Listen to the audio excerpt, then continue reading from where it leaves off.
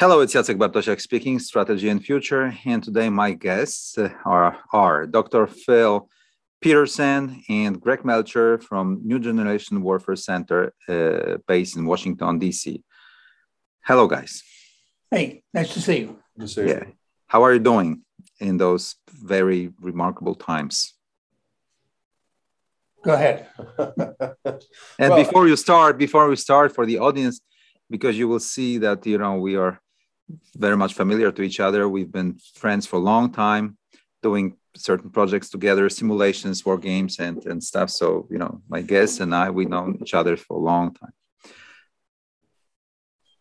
Yeah, so we're here in Europe, as we are fairly often, doing a lot of work in various different places. I think on this trip we've been to Israel for a live fire demo in the desert. Bucharest for planning for a event on lessons learned, observation, recommendations based on the war that we'll do for their Chad in May. Went to Oslo, supporting a unique dialogue we'll have in Tallinn in the first weekend of May.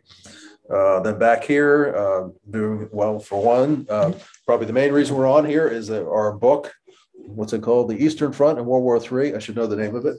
Volume 1. It's just, we've got the first 10 copies and taking them to certain senior officials here and there. And then we're back to Stockholm to plan for a war game we'll have at the end of May. And then I'm actually coming back here for some event that EY will host, looking at the future warfighting capabilities. Here means Poland, because you're now in Warsaw. In Warsaw. Yeah, I'll be back next week in Warsaw. So we're very busy running around the area. So yes, we're DC based, but most of our work is here, and working with people all along the front from Svalbard to the Eastern Med is our focus. Okay, and of course I need to ask you about what do you think about the Ukraine war in Ukraine, and we are recording this on the 6th of April, late afternoon, 2022. So what do you think? What are your observations so far? What are your feelings? Well, if you don't mind, I would like to sort of lay out the boundaries of the way we consider this current conflict, this Putin's war against Ukraine. The idea of our book was to explain that Putin has been waging a new generation type war against us for 15 years. And us being the West. The West, yes. And no, let me back up. Not just the West. All liberal democracies. And so half of those 9 elements of new generation warfare have been non-kinetic tools. And he has been buying our population and corrupting our society, all of our societies. He put Donald Trump in the White House. And let us not forget, as we're not particularly strong fans of this administration and Washington in terms of their timidity in dealing with Putin and Russia's aggression, at least Biden supports NATO. And remember, Trump intended to take the United States out of NATO and was persuaded by his staff not to do so until after the 2020 election. Fortunately for us, he didn't win. Phil, what do you mean by the timidity of the current administration? So you're not happy with how Biden is persecuting this sort of effort? Well, first of all, as we say in the book, we're already in the war. It is already World War III.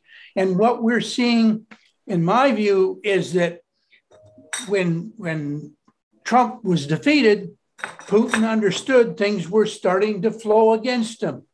And so he could not allow Ukraine to emulate Poland. Everyone knows the Poles and the Ukraine started in 1991 at the same level. And Poland took off in economic growth. And Ukrainians, you already had 1 million of them working here, and they told folks back home to the other 43 million that, hey, Poles live really well. They're real Europeans. Why can't we live like that? Well, if that happens in Ukraine, then Russia all the Russians are going to say, why the heck can't we live like human beings, like real Europeans? And so this notion that Putin has of preserving what is essentially a feudalism, okay,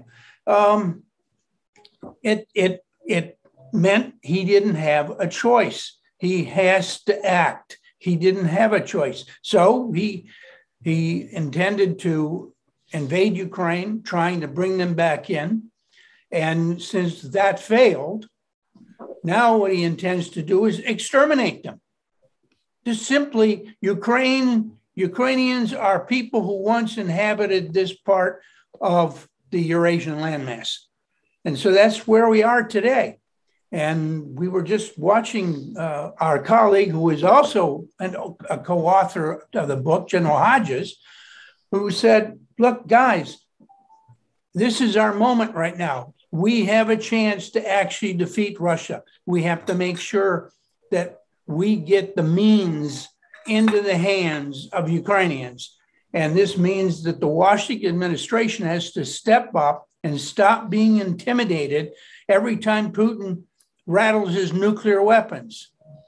We have to give Ukrainians the means to fight back and at long range. So, for example, right now, the Russians are taking the First Guards Tank Army, which lost about 25% of its equipment fighting against Ukraine.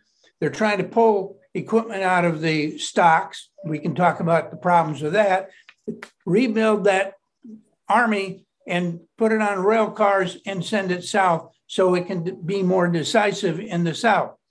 We have to make sure that that force never gets to the Donbass. And the only way to do that is to persuade Biden and his administration to rapidly, we're talking about in the next 3 weeks, getting long-range means into the hands of Ukrainians. That's proposition number one. The second I understood from what you were saying prior to our recording is a horizontal escalation, so that the Russians, because they are bogged down in this one particular theater, so that they have second thoughts about employing more forces there because they will have some headaches somewhere else. Yeah. Right. Well, so, what else does Hodges or you propose, guys? So I think the U.S. does not have to enter into the combat on Russian soil or Ukrainian soil. We can provide the things that we should have provided. Your MiG-29 should be there already. That was a complete mismanaged fiasco at the level of Afghanistan, in my opinion. It was a battle between the State Department and the Defense Department and the National Security Advisor. They couldn't get their act correct. And when Poland put out the letter that they did, that was just an exasperation of our administration policies. That's why they did it, trying to get it resolved. So those things should not even be hesitated. At least now the Biden administration has now moved to the point where they are willing to allow any bilateral activity. So any country that wants to provide anything to Ukraine at this point, the U.S. will not get in the way, which was not the case before. But that's not enough. But I'm not done. Not enough. Yeah, go ahead, Phil. Go ahead. It's important. I also want to say one thing about this. It's critically important. Go ahead, Phil. What do you wanted to say? Well, I just think that U.S. It's one thing to say Poland can do this and we won't object. We need to be doing inventories of ammunition. We already know the Ukrainians are desperate for artillery ammunition. We need to do inventories, and we need to tell Putin we're going to move that ammunition into Ukraine. And if he interferes with that effort, we're going to take his Air Force out. That's an attack on NATO if he does. Yeah, yes, exactly. In terms of this escalation dynamics you've been referring to, at least inherently, I just want to say that, what are the concerns here in Warsaw, where I'm sitting now, is, first of all, we want to finish the Russians. So we want the Ukrainians to regain the Donbass and the Crimea and completely mow down the Russian ground forces, okay, if it's possible. So we would be ready to even roll over all our Soviet legacy equipment, including like 500 tanks, the same number of artillery pieces and even more armored personnel vehicles, and other things, so that they could use. But there are two caveats, two requirements prior to that. First of all, we need to make sure that we get something in exchange so that we are not like, a hollow force if this is campaign only number one, and like with Germans during the Second World War, the next campaign will be in 6 months' time, right? Against us for some reason. Not if we destroy the Russian army today. Yeah, exactly. So my argument is prevailing over this fear if successfully, executed. But we are afraid about the nuclear escalation, and about the threat. So if the Russians see that we roll over a lot of heavy stuff that can change the balance in favor of the Ukrainians, they might try to isolate us and use nukes or something threat. That's why we would need the Americans stepping in to take over the escalation dynamics by putting the heavy brigades east of Warsaw. Let's back up a bit. Yeah. Poland made a major contribution, in my opinion, to the evolution of the Western position when they said, hey, we can't have all these Ukrainians pushed out of their country. We need to keep them on their own territory. And therefore, we need a policing operation. Ukrainian refugees need to be kept in Ukraine. That means we need to provide food, shelter, and security. Now, we can start by bringing U.S. air defenses, missile defenses right to the Ukrainian border, just inside Poland. And we're going to defend all of Europe, particularly focused on Poland. And if anything comes in our direction, we're not going to wait until it comes into Polish territory before we shoot it down. So essentially, we can have a ballistic missile defense system leaning out forward from NATO airspace into Western Ukraine.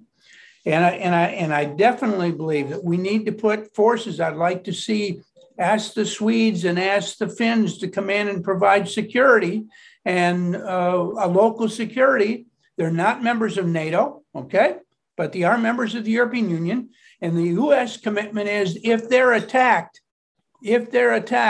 we will join the fight and defend them.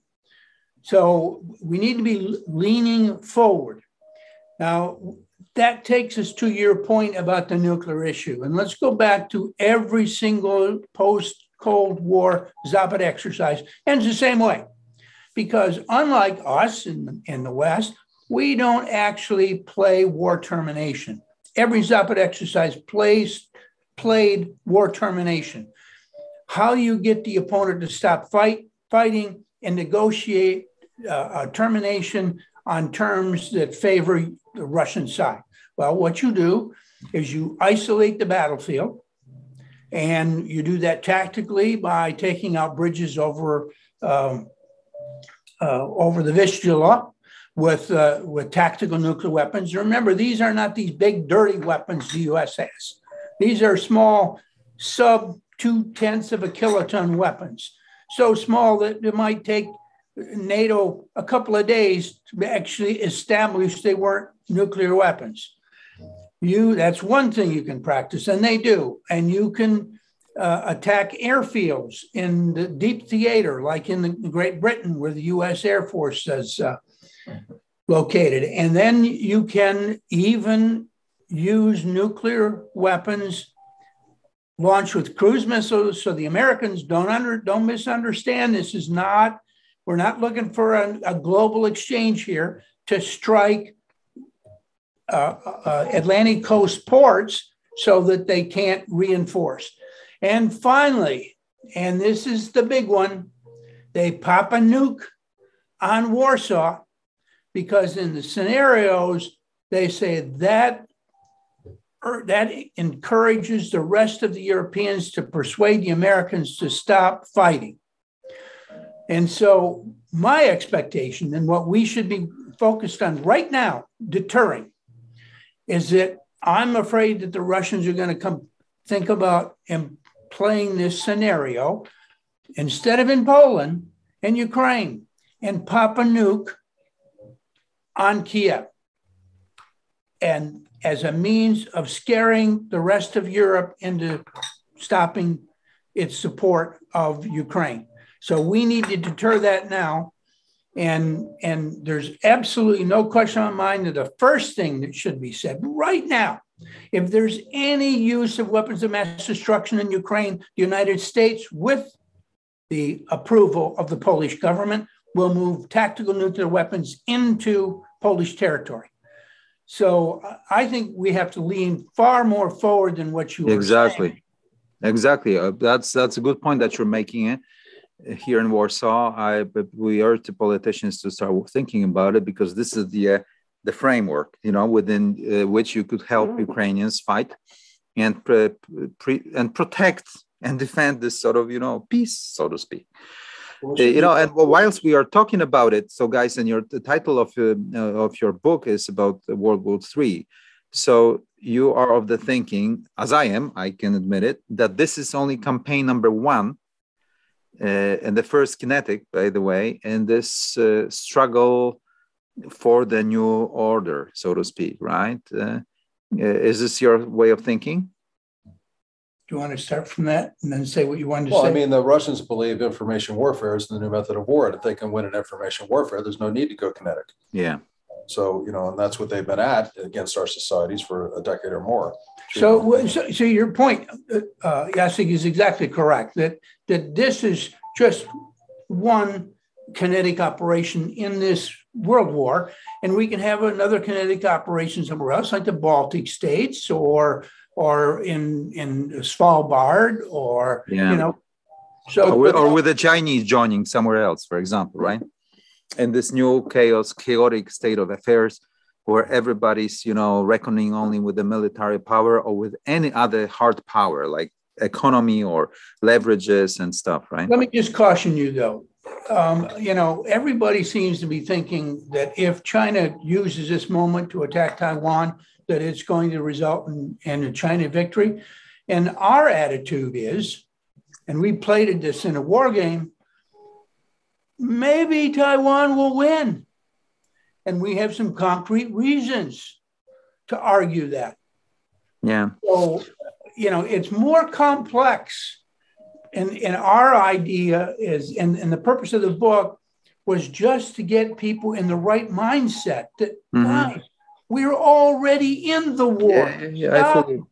Stop being afraid of it evolving to a war. It's here. I fully concur with you, gentlemen. I didn't tell you that, but I co-authored the book in Polish that came out in the autumn 2021, like 4 months ago. And it's became very popular. The title goes, "The Third World War is Coming." So, in line with your title, so I fully concur, and it was almost prophetic in that respect. And in that vein, I have another question. Judging from the poor performance of the Russian military, but also a sort of a weird performance in the opening days of the combat, of the operation of the war. Do you think that there might be some sort of the suggestion or some sort of the questions, what in reality the Russians had in their heads as a full-scale operation? Maybe does it hold any water? The thesis that the Kiev seizure operation was supposed to be only a 3-day quick thing, but the real thing might have been against the Baltic states or Poland. And should the Ukrainians not have been fighting so fiercely, we might be already in a completely different world, if you know what I mean. What do you think? Does it hold any water? Does it sound realistic at all? No, I believe for the first week of the war that in fact that was really the plan, that the Ukrainian attack was just a feint, and that the real plan was that they thought it would fall very quickly, and the real plan was to have their attack against the West, because this is a war against the West and Europe and NATO. It's not just Ukraine who's just the first stop.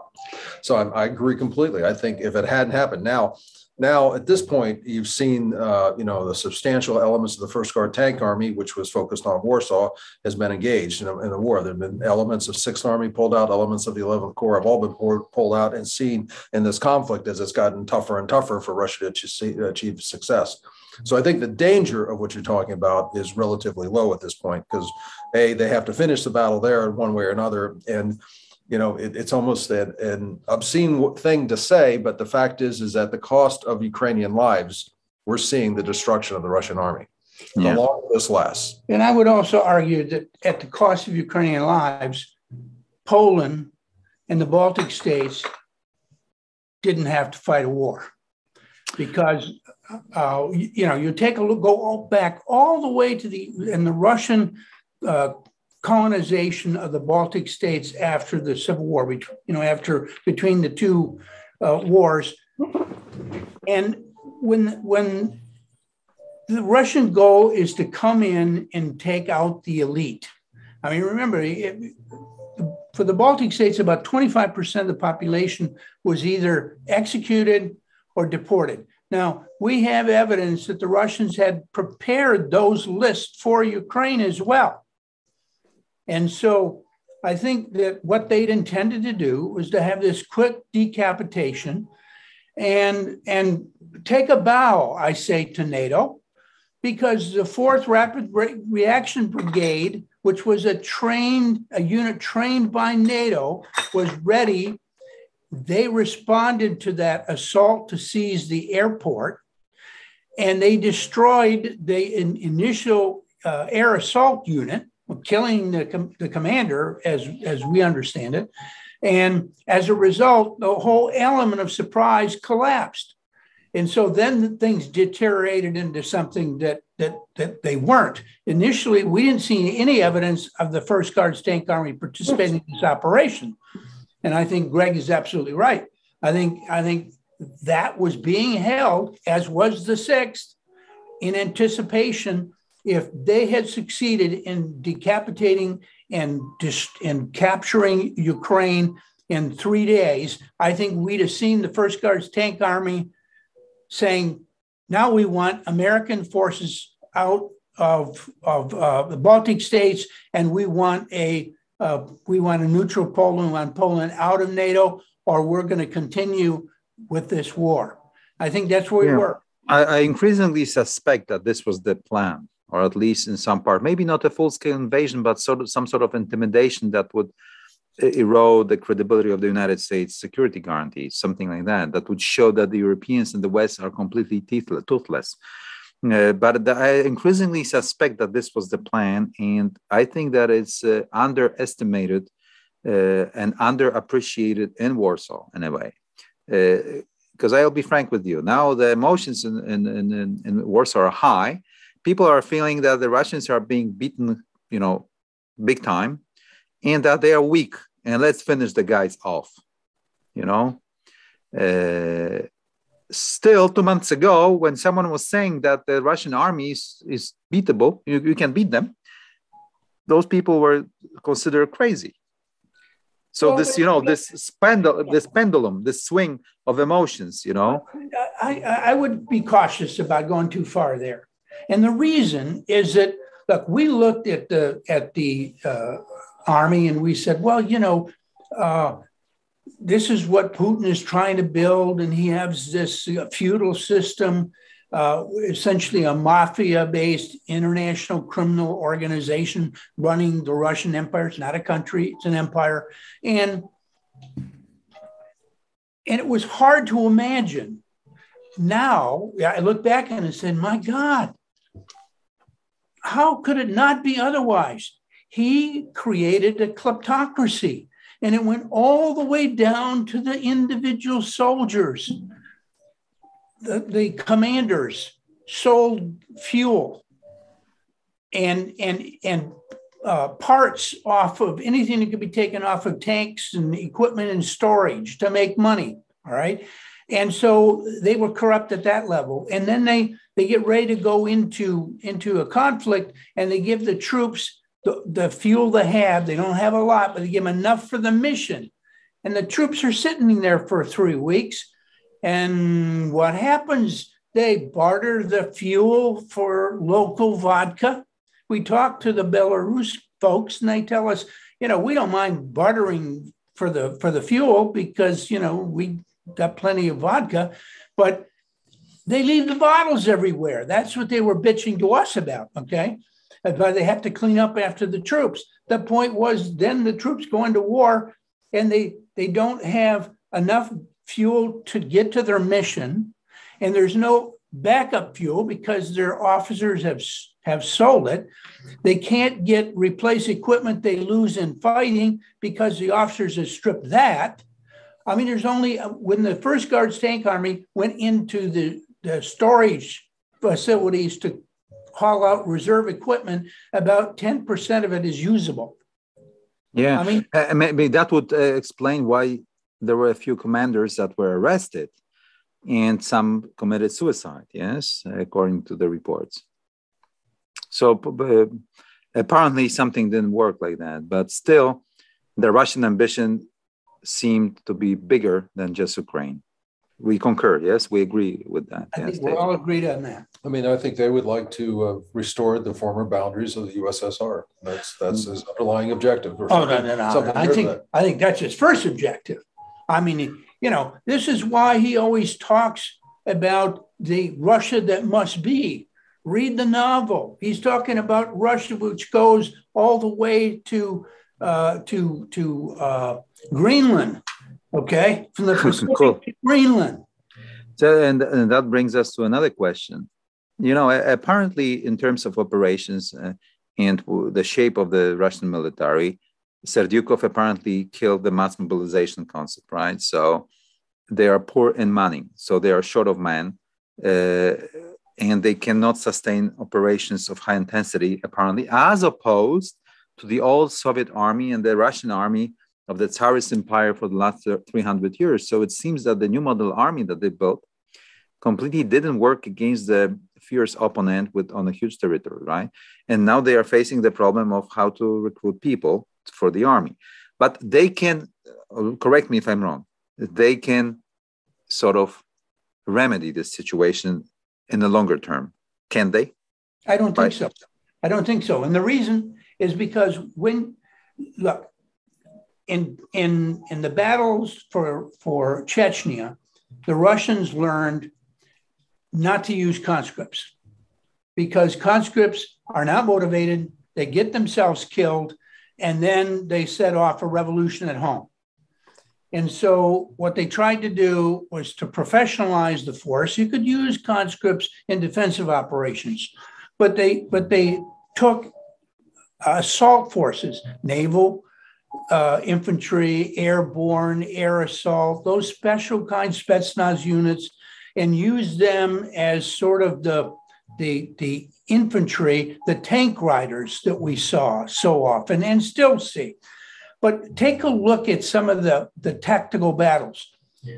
You're seeing tank columns unaccompanied by infantry. And the Ukrainians, they hit the first tank, hit the last tank. All the guys in the vehicles in between get out and run away. The Ukrainians come and drive away these. The Ukrainians have a whole slew of T-90 tanks now, which they captured this way. The problem that Putin has is that nobody wants to serve in that army. I mean, maybe some professional people, but in terms of ordinary Russians that might be considered, would otherwise be conscripts, they don't want to be in that army. So what is the conclusion then? That the modern battlefield require the citizen soldier that is highly motivated, or professional soldier but still a citizen, highly motivated, because it requires innovation, innovative thinking, initiative, understanding of the weapon systems. It's not anymore the primitive peasant that can stay put here and he stays put here, right? As it was for the last 300 years of the Soviet and Russian Empire. So this is a problem between, how the Russian society works and the evolution of the battlefield, and they cannot mitigate this problem. Am I reading your thoughts right, Phil?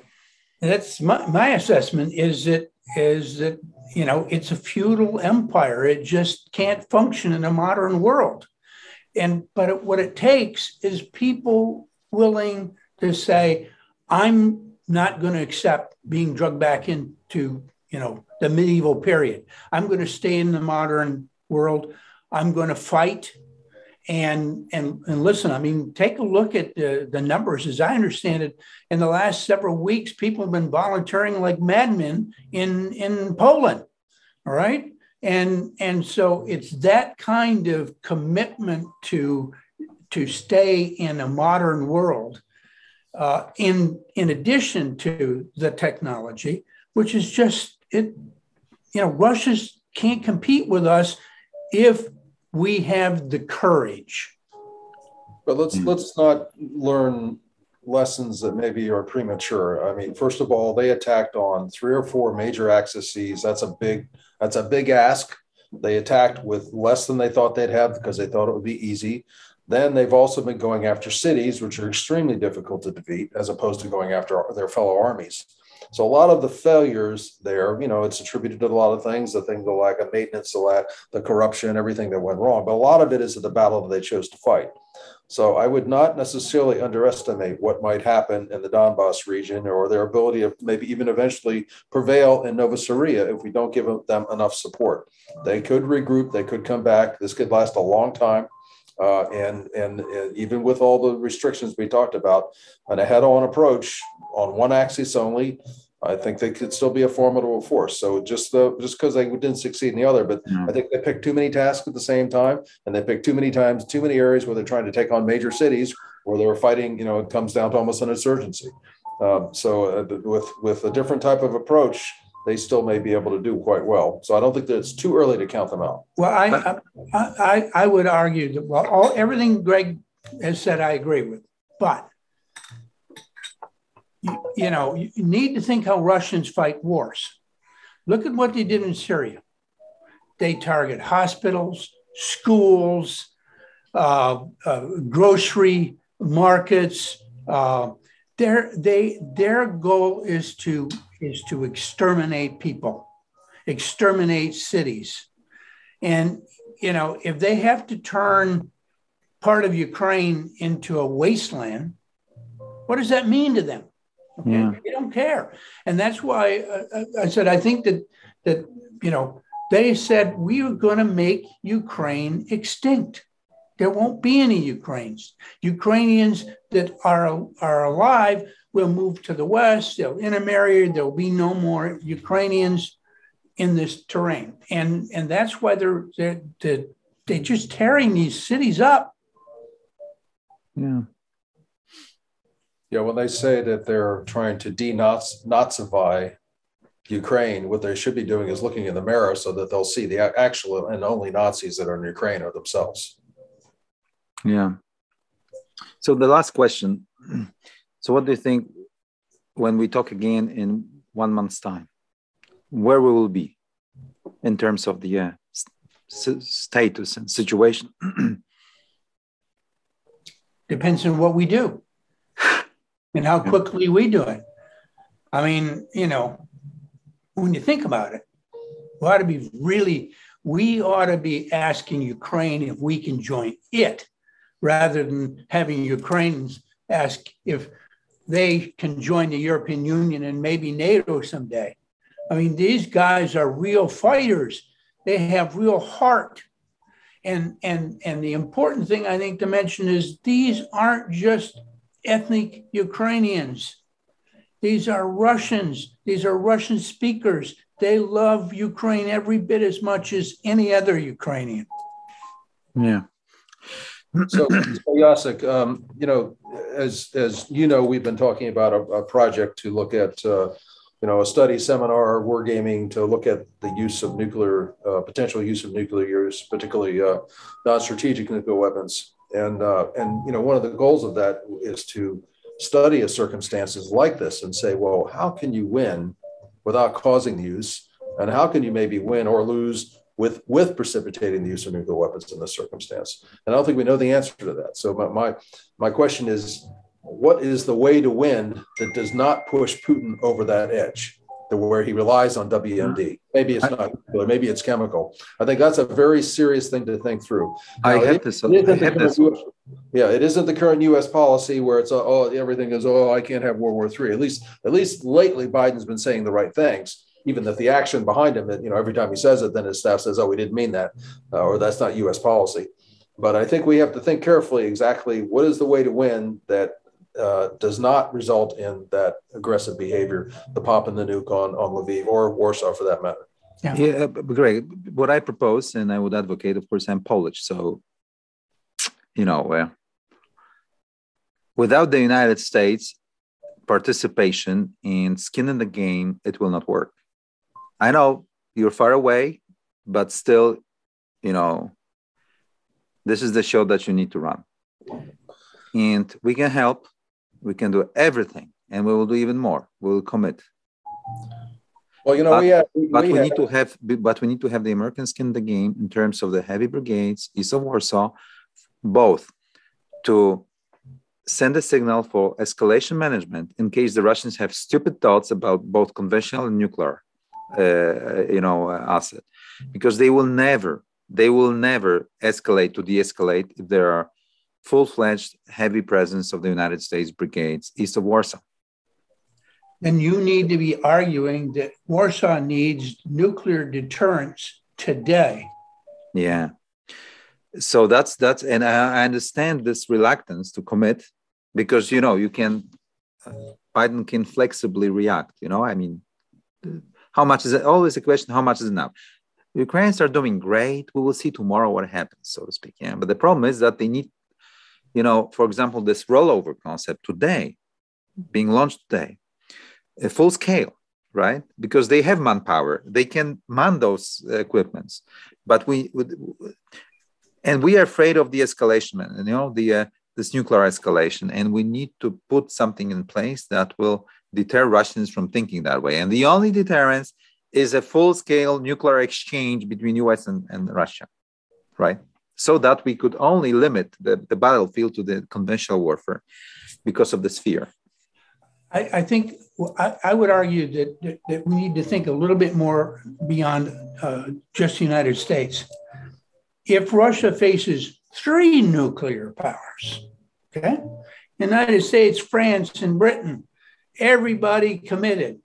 It's remember Mrs. Thatcher used to say that she had to stiffen the backbone of the American president. Okay, I think that Europeans who will stand up and say, we'll make it nuclear. Okay, well then, the United States doesn't really have a choice but to join the club and march along with you. And so I think greater leadership in Europe will help you bring America along and keep you with us, Okay. And that's a good statement to end our conversation. And I promise to our audience that I'll try to make sure that our guest today will reappear in a 1 month time, so that we could check what has happened and what next. Thank you, gentlemen. Dr. Philip Petersen and Greg Melcher, New Generation Warfare Center, Washington, D.C., today speaking from Warsaw. And my name is Jacek Bartosiak. Stay with us at Strategy and Future. And yes, Greg, your book, The Eastern Front, in 2 weeks' time, it will be available on Amazon. Yes. Yeah. So, the geography, operational concepts, I read it. So I read the script. Yeah. So I what's inside, I can recommend highly. By the way, these are the guys from whom I learned for the audience to know. So. If I can add a serious yet humorous comment at the end, is that now that the book is out, Phil and I walk around like this whenever we approach any doorknobs. Okay. Take care, guys. Thank you very much. Thank you. All right.